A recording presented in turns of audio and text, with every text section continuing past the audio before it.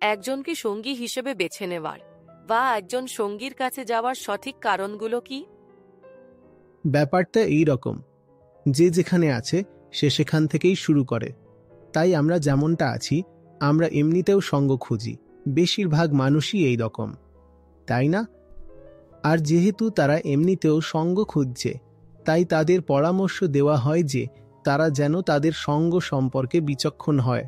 কারণটা হলো আমাদের ভেতরে এমন কিছু একটা আছে যা সবসময় সম্পর্ক তৈরি করতে চায়, ঠিক কিনা?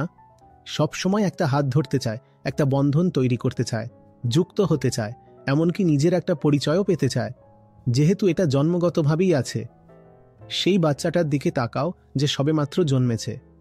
এমনকি ওই বাচ্চাটাও একাকিত্ব বোধ করে এবং সঙ্গ চায়। এই জন্যই বলা হয় যে তুমি কার সাথে থাকবে সেই সঠিক মানুষটাকে বেছে নেওয়ার ক্ষেত্রে তোমার নিজের বিবেক থাকা উচিত। কারণ ধীরে ধীরে একজন মানুষ ঠিক তেমনটাই হয়ে ওঠে যেমনটা তার সঙ্গ হয়। সেই জিনিসটা, সেই বস্তুটা, সেই ব্যক্তিটা, সেই ধারণাটা যাকে তুমি তোমার সাথে রাখার জন্য বেছে নাও, সেটা তোমার নিজের একেবারে কেন্দ্রে একটা বিস্থাপন ঘটিয়ে দেয়। তুমি এবং সেই বস্তু যার সাথে তুমি যুক্ত, তারা একটা জোড়া তৈরি করে, তাই না? একজন আরেকজনকে বদলে দেয়। তুমি ঠিক করো তুমি কার সঙ্গে থাকবে, আর যার সঙ্গে তুমি আছো তিনি ঠিক করবেন তুমি কি হয়ে উঠবে। তাই এই দুটো হাতে হাত ধরেই চলে। অতএব একজনকে সতর্ক থাকতে হবে, খুবই সতর্ক।